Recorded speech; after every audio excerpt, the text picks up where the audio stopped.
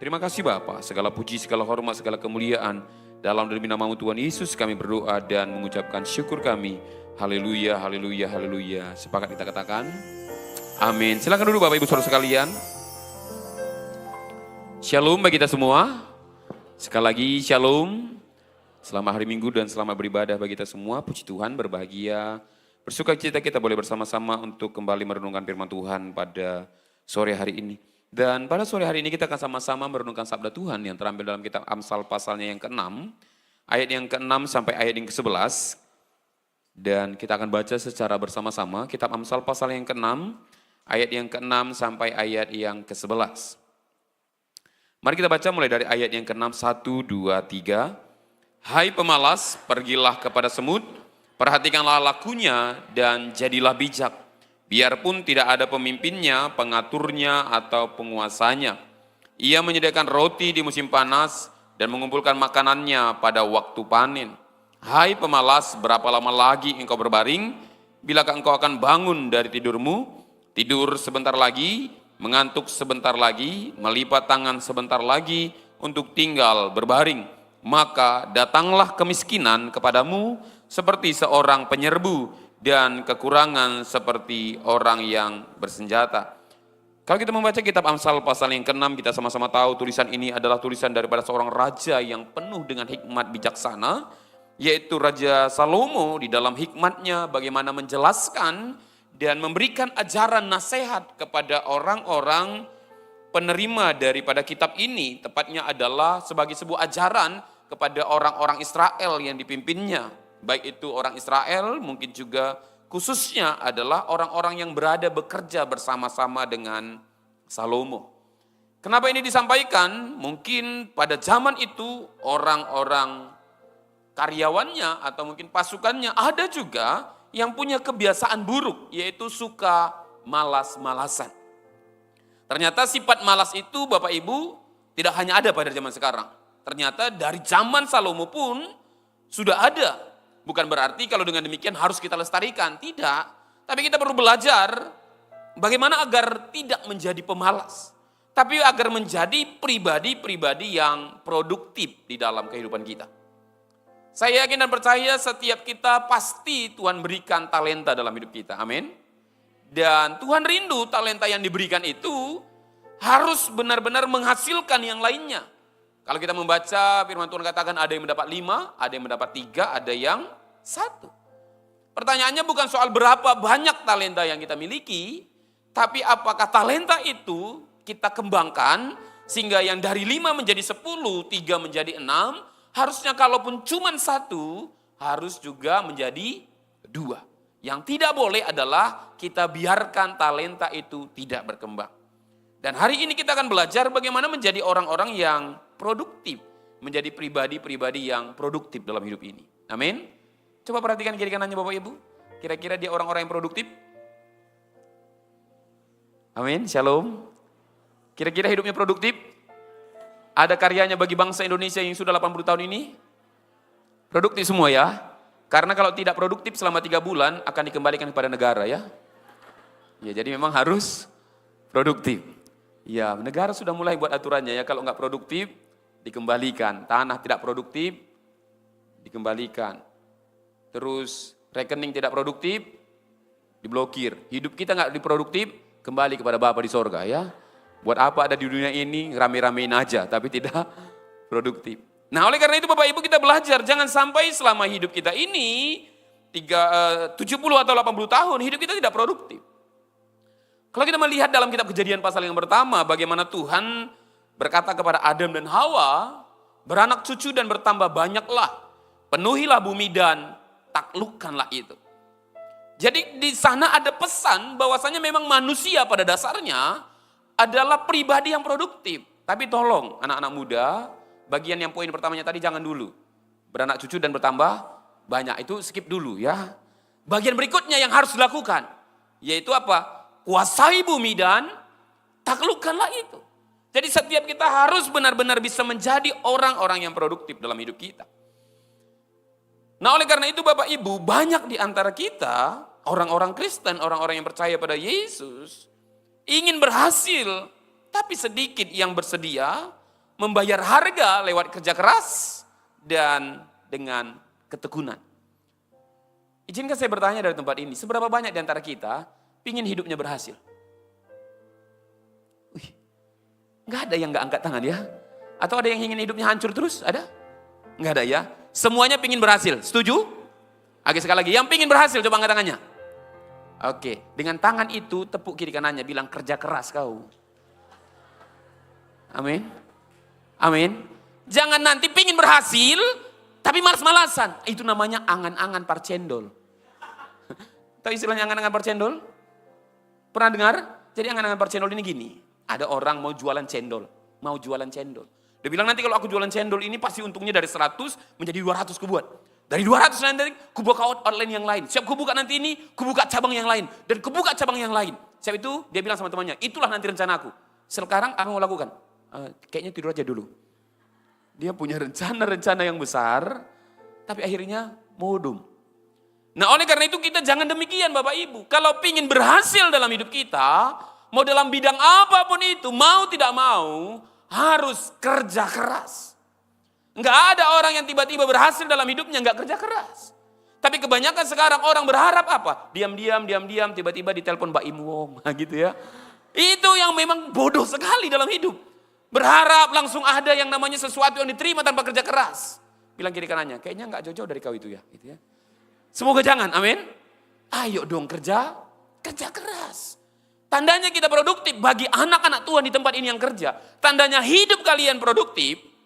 Sejak kalian bergabung di perusahaan di mana kalian berada, kerja di mana kalian berada, perusahaan itu semakin berkembang. Amin.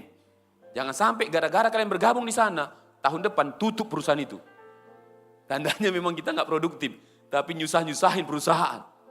Bagi engkau yang mahasiswa tandanya engkau produktif, kalau dikasih kesempatan sampai semester 8, jangan kau tambahin sampai semester 10. Tamatlah tepat pada waktunya. Haleluya. Itu namanya produktif. Jangan sampai tidak produktif dalam hidup kita. Karena apa? Karena sekarang banyak orang mulai terdistraksi dalam hidupnya. Harusnya A, tapi akhirnya ke B. Kenapa? Karena sekarang ini banyak sekali hiburan. Dan di mana-mana mulai suka dengan media sosial. Aku yakin setiap kita ini punya media sosial. Facebook, Instagram, TikTok, dan isinya itu-itu aja terus. Dan habis waktu kita hanya untuk scroll TikTok, Facebook, Instagram, dan sebagainya. Semoga selama ibadah ini tidak ada yang melakukan demikian. Shalom. Walaupun udah aku tahunya, udah mulai ada beberapa orang tangan udah gatal. Gitu ya. Tolong jangan terdistraksi, hanya 40 menitnya khotbah ini. Tahankan dulu. Kalau mau berhasil, dengar khotbah 45 menit pun gak tahan, gak yakin aku tahan kau kerja 8 jam. Nah oleh karena itu mari sama-sama hari ini bagaimana agar kita menjadi pribadi yang produktif. Yang pertama adalah hidup rajin dengan tidak menunda. Bilang kiri kanannya, rajin dan jangan suka menunda. Amin. Shalom. Jangan suka menunda. Contoh yang Alkitab katakan tadi dalam kitab Amsal, pasal yang ke-9 ayat pasal yang ke-6 ayat 9 begini. Hai pemalas, berapa lama lagi engkau berbaring, bilakah engkau akan bangun dari tidurmu? Bagaimana ciri-ciri orang yang suka menunda? Tidur sebentar lagi, mengantuk sebentar lagi, melipat tangan sebentar lagi untuk tinggal berbaring. Apapun semuanya ditunda. Mau bangun jam 6, di set alarmnya jam berapa? 5.45. Padahal udah bunyi 5.45 langsung bangun? Enggak, 15 menit lagi. Ya. Saat setting alarm pun udah ditipunya dirinya sendiri. Karena bilang, bentar lagi. Kita lah misalnya sebagai orang tua, enak gak dengar kata bentar lagi? Nah aku ambilkan ini, bentar ya mak. Apapun bentar lagi. Dan kita sebagai orang percaya gak boleh bentar lagi, gak boleh nunda-nunda. Belajarlah dari semut dikatakan. Pernah gak kita lihat Bapak Ibu, semut menunda-nunda kerjanya? Contoh ini misalnya, kalau gak percaya nanti coba di rumah. Ambil sebutir nasi atau entah sebutir gula, taruh di lantai. Tiba-tiba kalau misalnya udah datang semut, coba perhatikan. Ada gak dia nunda-nunda? Masih satu. Ada?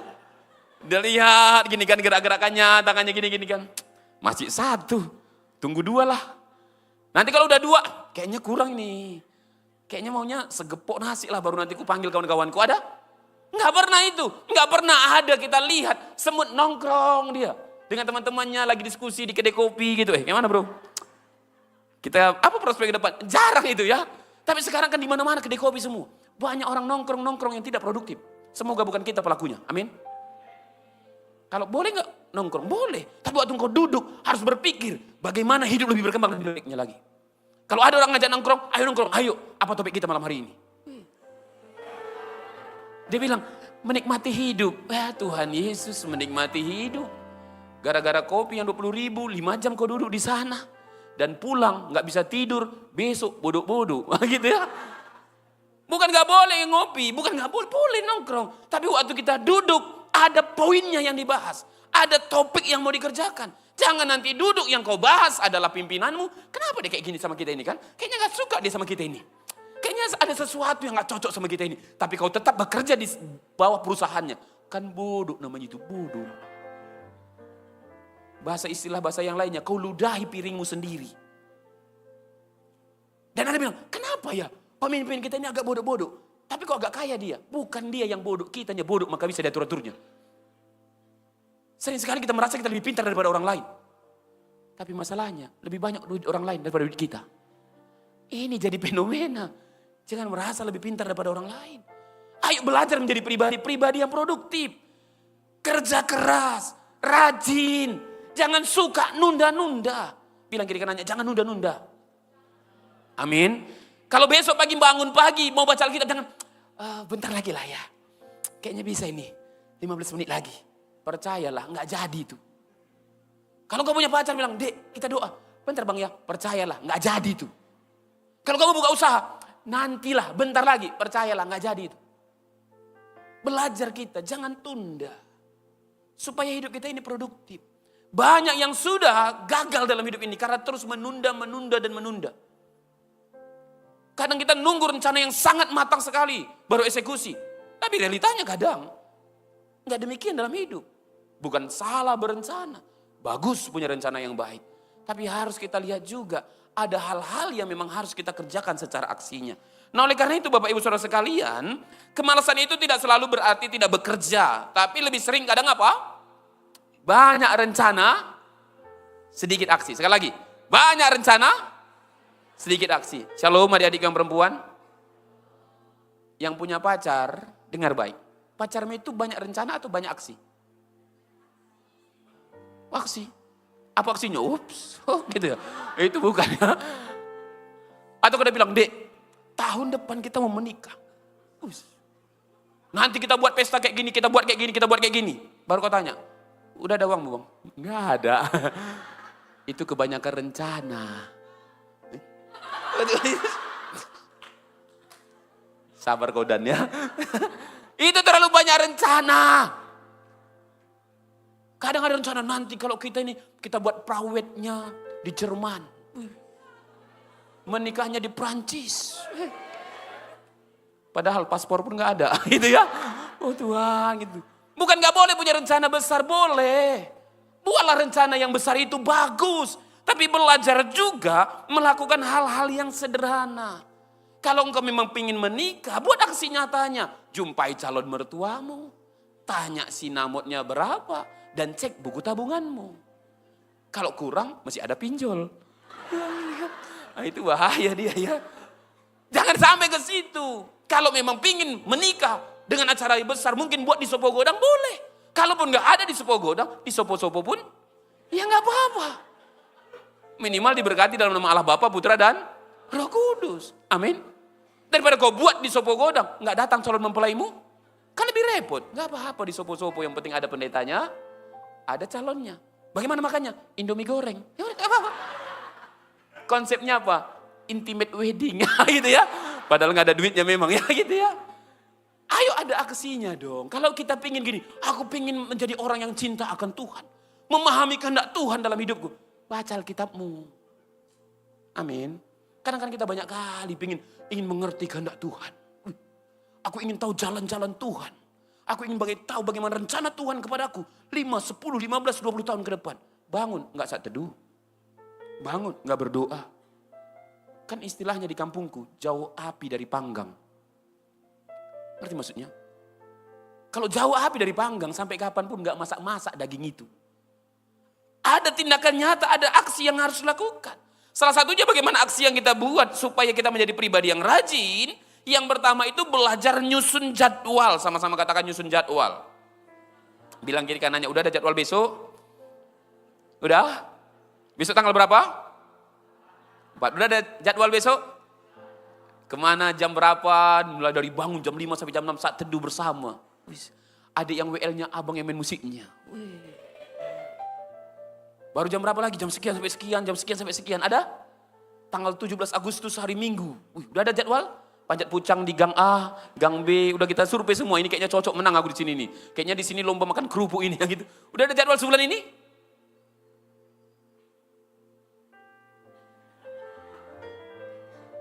Hidup kita ngalir ya.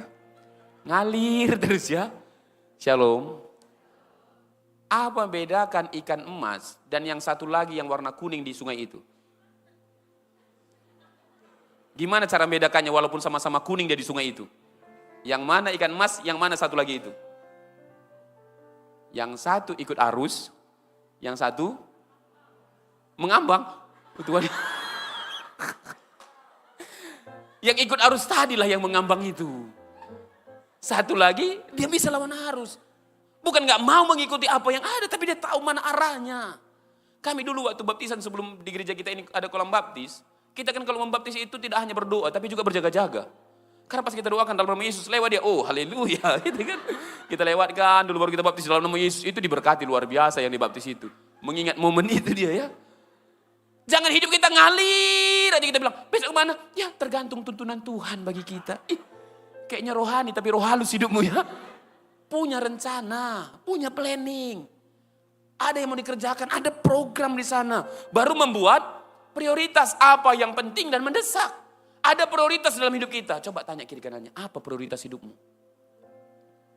Apa prioritasnya? Ada yang bilang, yang penting hidup. Gitu ya.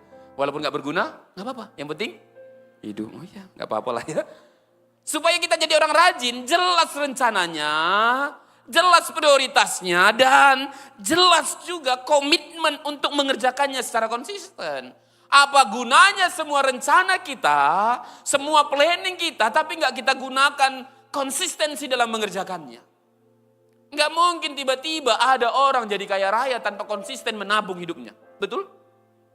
Gak mungkin ada tiba-tiba engkau diangkat menjadi seorang manajer di perusahaan, tapi engkau tidak pernah sungguh-sungguh bekerja di sana. Butuh satu konsistensi. Misalnya ada di antaramu yang jualan online, gak mungkin tiba-tiba jadi 1000 yang nonton videomu waktu engkau live. Kalau tidak dimulai dengan 1 yang nontonnya. Betul? Pas kau yang live mungkin hanya pacarmu yang nonton. Akhirnya kalian bukan jualan, diskusi kelompok. Ya gak apa-apa, konsisten kerjakannya. Jangan langsung berharap, aku kayaknya nanti kalau live ini 1000 yang nonton ini, 1000. Belum tentu, bisa aja waktu kau live hanya 1 orang nonton. Dan itu pernah kejadian sama aku. Ada orang live, entah kenapa masuk aku. Berdua lah kami di dalam. Oh, Tuhan Yesus mau keluar malu, segan, diteruskan di dalam, malu kan gitu ya. Pak Pendeta, oh Tuhan kok tahu dia aku di dalam gitu ya. Tapi kan ada orang-orang yang konsisten. Jangan baru lagi live, kayaknya gak ada yang nonton. Memang kayaknya gak passionku di sini nih. Ya Tuhan Yesus, konsisten dulu. Gak mungkin langsung orang mengenal kita. Ada yang hobi masak, masak dulu. Mungkin tetanggamu kau tawari makan. Sebulan kemudian minta biaya-biayanya semua. Kayak gitu. Enggak. Kan konsisten dulu supaya orang tahu rasanya, tahu bentuknya. Kerjakan dulu dengan bagus. Nah kalau kita konsisten akan menjadi rajin. Kenapa kadang kita susah rajin dalam hidup kita? Karena memang gak ada program hidup kita, gak tahu prioritas dalam hidup kita dan gak konsisten mengerjakannya. Banyak anak-anak muda sekarang dia bilang apa? Kena insomnia. Padahal bukan insomnia. Memang gak ada kerjanya besok. Shalom. Kalau ada kerja kita besok, aku yakin susah kita insomnia. Mau gak tidur pun kita pengen tidur. Karena kita tahu besok capek. Mudah obat insomnia itu. Yang pertama, kerja keras sepanjang hari. Yang kedua, punya rencana esok hari. Pak, enggak ini betul Pak. Aku pasti ini insomnia. Kita cobalah kau datang ke Batang Kuis. Di sana banyak sawah. Mengombak sawah dulu 1 harian di sana. Dari jam 8 pagi sampai jam 4 sore aja. Aku yakin kau pulang, gak disuruh tidur pun mau tidur kau terus. Tapi kenapa banyak anak muda gak bisa tidur malam? Dari pagi sampai siang tidur. Bangun makan siang, siap makan siang, tidur. Dan berharap jam 10 malam tidur. Tubuh kita ini kan cerdas. Dia tahu berapa jam harus tidur, berapa jam harus bangun. Dan kita paksakan. Dan besok gak ada planning kita. Coba misalnya besok ada rencana berangkat misalnya ke Australia. Pesawatnya jam 6 pagi. Kira-kira bisa bangun jam 5? Bisa? Besok gak kemana-mana, saat teduh jam 5 pagi. Bisa bangun jam 5? Alah bibirmu itulah ya. Bisa gitu ya. Ku tunggu besok kau ya Ugi ya. Tunggu besok saat teduhmu. Terima kasih buat setiap waktu yang udah kau kirim saat teduh itu ya. Walaupun gak ada notifikasinya masuk terus ya. Kadang-kadang kita merasa firman Tuhan gak prioritas. Makanya kita tidak sungguh-sungguh untuk mempersiapkannya esok hari. Bagaimana mungkin kita mau menjadi orang yang rajin kalau tidak ada program yang kita buat. Tidak ada rencana yang kita buat. Tidak ada benar-benar plan yang sudah kita buat untuk esok hari. Semua kita kan sekarang udah ada handphone. Apalagi anak-anak muda, engkau kan teknologi banget. Di handphone kita masing-masing ada Google Calendar kan? Ada? Oke, silakan ambil dulu handphonemu bagi engkau yang punya handphone. Cek dulu Google Kalendernya. Agenda Agustus. Ada nggak yang sudah terisi 1 atau 2 di sana? Ada? Banyak ya, hari Minggu, dan di sana ibadah. Ada? Tanggal berapa ke berapa, tanggal mana ke mana, ada? Oh nggak tahu kalian ya, oke bagus, nggak apa-apa kita lanjutkan aja ya. Gunakan. Supaya apa? Termanajemen kemana kita ke depannya. Kalau enggak kita akan susah menjadi orang yang produktif dalam hidup kita. Nah oleh karena itu Bapak Ibu, kalau kita melihat hal ini, kita bisa belajar dari semut. Bagaimana semut tersebut? Semut itu tidak diawasi, tapi dia tetap bekerja dengan teratur. Mereka mengatur dirinya untuk mendapatkan hasil yang terbaik. Ini juga kita perlu belajar sebagai orang-orang yang bekerja. Terlepas itu perusahaan kita kah atau kita hanya sebagai karyawan di sana. Belajarlah kita bekerja tanpa diawasi. Kita bekerja dengan teratur. Tujuannya apa? Supaya menghasilkan yang terbaik di mana kita berada. Kadang kan banyak orang punya hal-hal yang negatif, perkataan bibirnya negatif. Dia bilang ngapain capek-capek kerja di perusahaan ini, di tempat kita kerja ini. Toh kalau berhasil pun, orang itunya yang kaya, kita gini-gini terusnya. Itu salah itu. Itu manusia-manusia jahat mengucapkan demikian. Mungkin kita nggak kaya dari pekerjaan itu, tapi setidaknya itu sudah memenuhi kehidupan kita selama ini. Harus kita benar-benar bekerja sungguh-sungguh. Kita perlu belajar daripada Yusuf. Bagaimana Yusuf ketika dia dijual oleh saudaranya bekerja di rumah Potifar. Ketika tante Potifar menggoda dia berkata apa? Semuanya ini sudah diserahkan kepadaku kecuali engkau yang tidak diserahkan. Dan tidak ada lagi yang perlu diperhatikan oleh Potifar. Karena semuanya diatur baik oleh Yusuf pada waktu itu. Karena dia orang yang dapat dipercayai. Dan pada zaman itu belum ada CCTV. Sekarang udah ada CCTV pun, masih kita tahu sisi mana yang kena, yang tidak kena CCTV. Shalom. Udah tahu nih kita ada CCTV, masih tahu kita sisi-sisi mana yang tidak kena CCTV. Berarti kan memang hidup kita ini bolak-balik harusnya diawasi. Harusnya tidak demikian. Harusnya kita hidup berjalan bersama dengan Tuhan. Tidak diawasi karena kita tahu kerja itu adalah sebuah anugerah. Kerajinan sejati tidak lahir karena pengawasan, tapi karena kesadaran dalam diri sendiri. Kenapa kita rajin baca Alkitab? Karena itu adalah keinginan kita sendiri. Bukan karena dicek-cek oleh tim penggembalaan di sini. Bukan. Bukan karena tiap minggu dipantau sama koordinator ibadahnya masing-masing. Bukan karena itu. Tapi karena kita memang pingin belajar sungguh-sungguh akan firman Tuhan. Disiplin diri dan inisiatif kerja yang rajin itu tanpa disuruh dan tanpa diawasi. Dan belajarlah buat target-target harian. Baik secara pribadi maupun secara pekerjaan kita. Walaupun mungkin hal-hal yang sederhana. Supaya hidup kita benar-benar produktif. Amin. Kan Tuhan beri waktu kita berapa tahun hidup di bumi ini? 70 sampai 80 tahun. Sekarang usia saya sudah 38 tahun. Berarti kan tinggal setengah perjalanan lagi jika Tuhan izinkan. Pertanyaannya adalah apakah setengah perjalanan hidup ini sudah kugunakan dengan produktif? Jangan sampai nanti ketika kita kembali kepada Bapa, Tuhan bilang udah 10 kuberikan kepadamu. Balik ke 10. Kita bilang kayaknya gak pernah lah Tuhan. Cuma 1 kayaknya. Nah, ini masalahnya. Semua kita ini punya potensi yang luar biasa. Tapi sering sekali tidak kita gunakan dengan maksimal hidup kita. Kalau mau melayani, melayanilah dengan produktif. Kalau berusaha, berusahalah dengan produktif. Kalaupun menjadi seorang pemuda yang produktif dalam hidupnya. Sehingga setiap pribadi kita bisa menyatakan kemuliaan Tuhan. Dan orang melihat hidup kita, melihat pribadi Yesus yang ada di sana. Kadang Bapak Ibu kita sedih melihat beberapa daerah-daerah yang mayoritas Kristen. Malah dalam kekurangan, dalam situasi kemiskinan. Apakah Tuhan gak memberkati? Atau malah kita yang kurang rajin? Shalom. Banyak orang kadang kalau di kampungku dulu, di kampungku bukan kampung kalian. Paling gak suka nih orang Cina. Gak tahu lah di kampung kalian. Karena dia bilang, nah itulah orang Cina itu kaya-kaya. Pasti dia itu mandang rendah kita. Tapi ketika kita lihat, kita perlu belajar dari pribadi-pribadi yang lain. Kalau orang kita Chinese, coba kita lihat aja di Pajak Cahaya ini. Lewat kita jam 5 di sana, udah buka warung mereka. Nah, coba kalau kita. Jam berapa kita buka? Hah? Shalom. Jam berapa kita buka? Kalau orang kita Chinese yang saya tahu, kalau anaknya jualan, bantu orang tuanya jualan, digaji nggak? Digaji. Coba kalau kita minta sama mama kita, mak, gaji bulanan, biaya makanmu bayar. Gitu ya. Langsung diminta biaya makan kita. Kalau kita bilang, mak, tapi kan aku udah kerja. Biaya melahirkanmu pun belum lunas. Waktu kau lahir masih utang sama bidan itu ya. Bayar dulu biaya itu.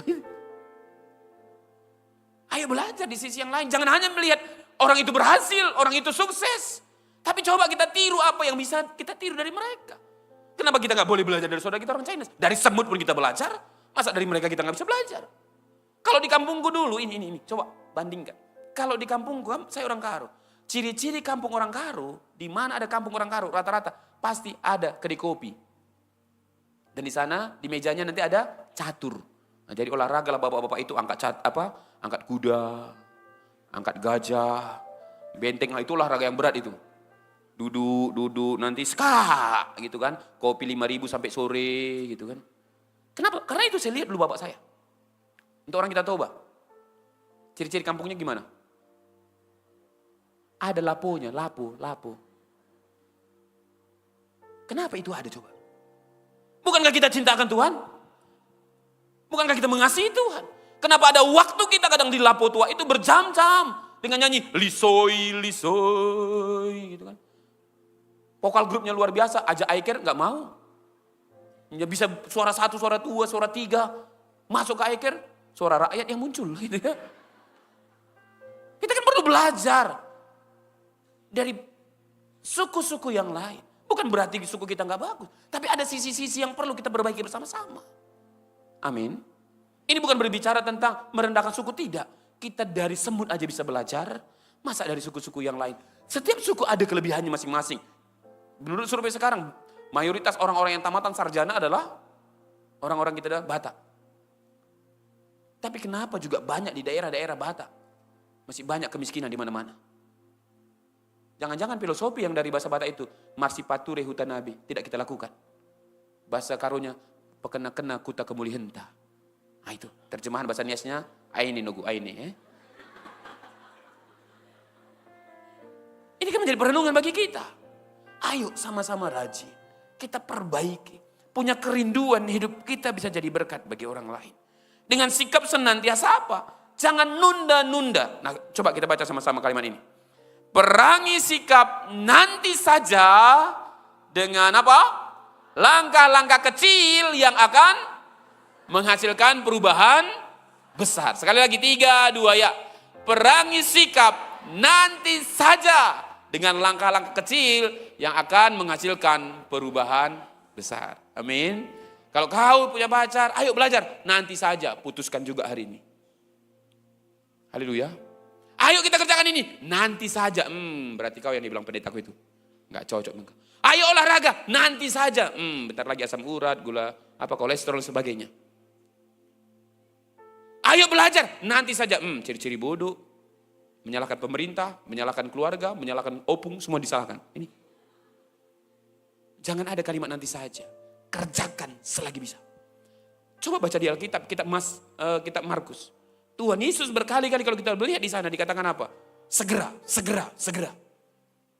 Yesus segera melakukannya, segera mengunjunginya, segera menyampaikan firman di sana. Gak pernah Tuhan Yesus ketika diajak, ayo pelayanan, nanti saja. Shalom.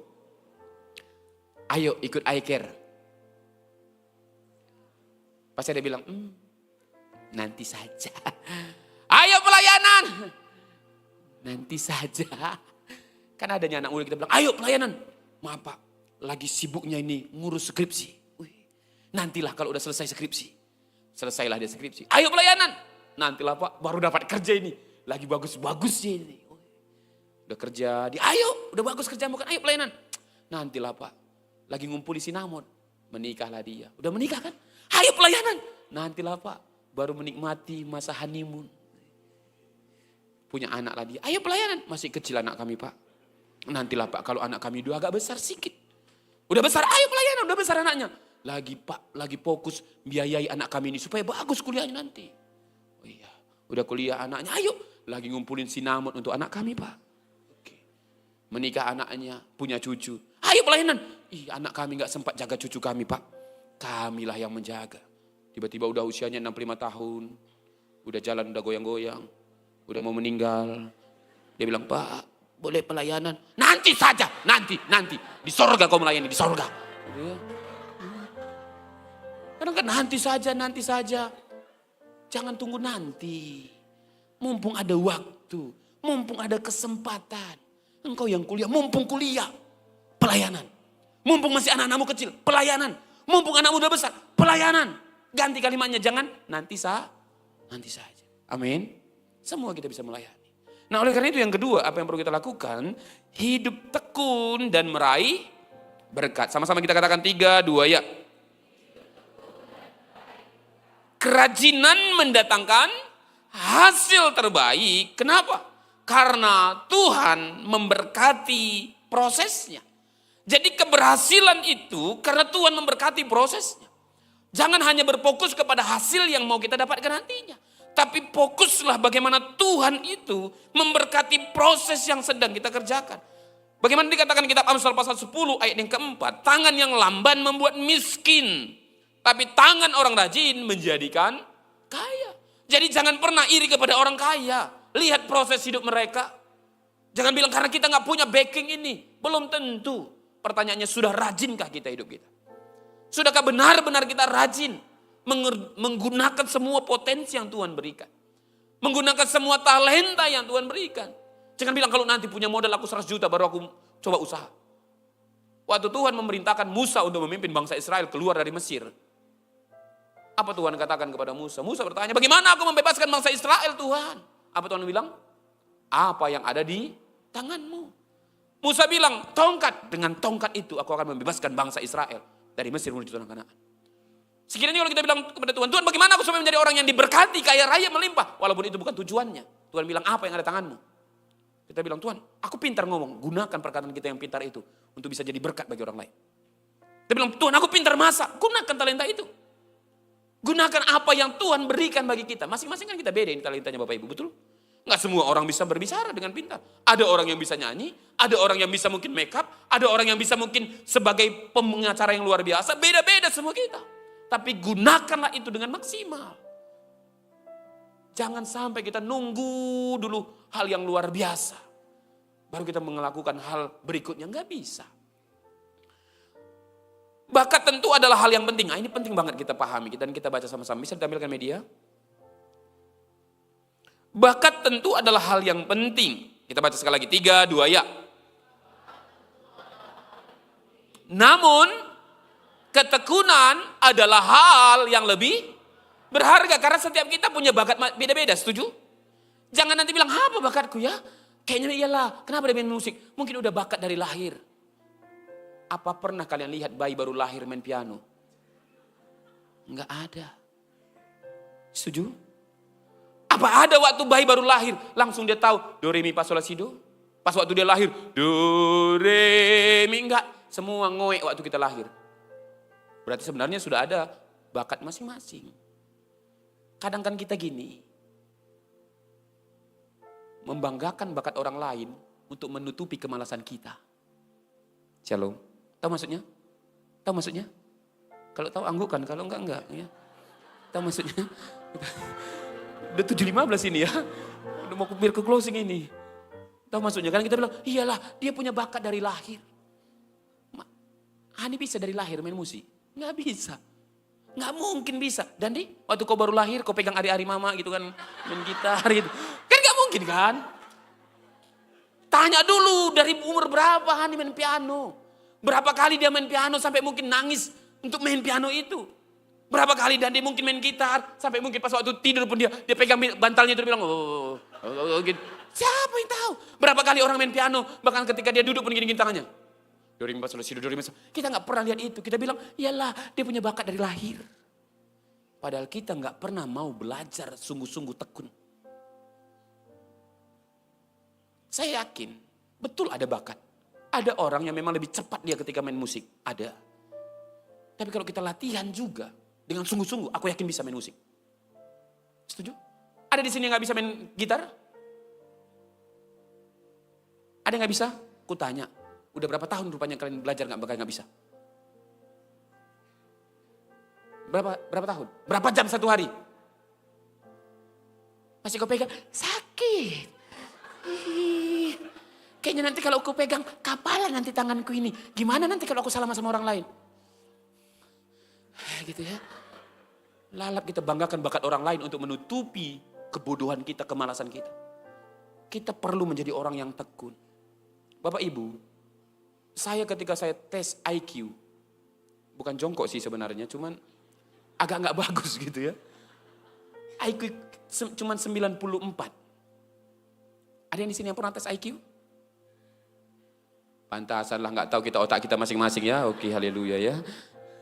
Kukira cuman aku 94, karena kan maunya itu kalau cerdas itu paling nggak di atas 100 ke 110. Ada orang di atasnya itu 110 ke 120. Nah kalau B.J. Habibie kalau nggak salah 132 atau berapa. Kan jenius. Saya waktu kuliah, saya sadar saya nggak pintar. Tapi saya tekun. Kalau aku belajar, kalau udah mau belajar, bolak-balik ulangi. Karena ada orang sekali baca ngerti. Kita 5 kali baca, yang kita baca pertama tadi udah lupa. Tapi nggak apa-apa, tekun aja, ulangi lagi, coba lagi. Kalaupun belum ngerti, nggak apa-apa. Tuhan akan melihat kesungguhan kita dalam ketekunan tersebut. Kalau ada di antara kita buka usaha berkali-kali gagal, coba lagi. Sampai kapan? Sampai bisa. Bapak Gembala bolak-balik ajari kepada kami. Kalau nggak bisa cara 1, pakai cara 2. Nggak bisa cara 2, pakai cara 3. Nggak bisa cara 3, pakai cara 4. Sampai kapan Pak? Sampai bisa. Kalau nggak bisa, belajar dari orang lain. Gunakan prinsip ATM. Apa Pak? Amati, tiru, modifikasi. Amati dulu dengan baik. Oh kayak gini rupanya. Tiru, tepat seperti apa yang dilakukan orang itu. Baru modifikasi. Berdasarkan potensi yang ada pada diri kita. Tapi kebanyakan kita nggak pernah diamati, nggak pernah ditiru, tiba-tiba modifikasi aja. Makanya hancur bentuknya. Tahu maksudnya? Nggak pernah diamatinya lagu tersebut secara detail, nggak pernah ditirunya tepat, tiba-tiba buatnya versinya sendiri. Orang mendengarnya ini kayaknya lagu Ku Mau Cinta Yesus, tapi kok agak lain nadanya gitu. Modifikasi, ini bahaya, jangan. Lihat orang yang lain berhasil, lihat bagaimana hidup orang lain, jangan hanya iri, tapi belajar. Jumpain orang itu, orang berhasil, dia bilang, teman ada gak waktumu? Ngapain? Diskusi kita kalau boleh 1 jam, ku bayari pun makanmu. Kenapa? Aku mau belajar apa tips yang kau buat untuk bisa berhasil. Dia bilang, kawan gak ada tipsnya. Yang ada apa? Kerja keras. Bangun cepat. Tidur malam. Jangan kayak kau. Tidur malam gak bangun-bangun. Pantasan beda. Ayo coba perhatikan kiri kananmu. 5, 10, 15 tahun ke depan. Apa yang membedakan kau dengan yang di sampingmu? Shalom. Khususnya bagi kalian yang anak-anak muda. Kalau yang suami istri gak usah kau lihat nih. Apa bedanya kita ini? Kalian udah sepaket, kalian udah satu paket. Ya, kalau udah suami istri gak usah lihat lagi. Udah sejenisnya itu makanya bisa bersama ya. Kalau gak kalian yang berteman ini lihat. Yang bedakan kalian nanti 5-10 tahun nanti. Akan ada orang yang berhasil. Akan ada juga orang yang gitu-gitu aja. Dia bilang, enaklah hidupmu ya kayak gitu ya. Itu bibir-bibir orang yang gak melihat perjuangan orang lain. Enak hidupmu kayak gitu ya. Kayak mana lah aku ini? Gak mungkin bisa kayak kau itu. Ini alasan-alasan membela kebodohan dan kemalasan. Betul, kerja keras, kerja cerdas belum tentu membuat kita kaya. Tapi minimal gak membuat kita miskin. Sekali lagi, belum tentu kaya secara yang kita harapkan. Tapi minimal gak jadi miskin dan tidak jadi parutang busuk. You know parutang busuk? Siap minjam, lupa dia, lupa ingatan. Siapa? Kapan? Gak pernah itu ya. Kerja keras, kerja cerdas. Dan akhirnya Bapak Ibu Saudara sekalian, rajin bukan hanya soal kerja keras, tapi juga kerja cerdas dan bijaksana. Jangan lupa libatkan Tuhan dalam perencanaan kita. Sebagai kesimpulannya pada hari ini, hidup produktif tidak dengan diam-diam saja. Harus ada harga yang kita bayar dengan hidup rajin.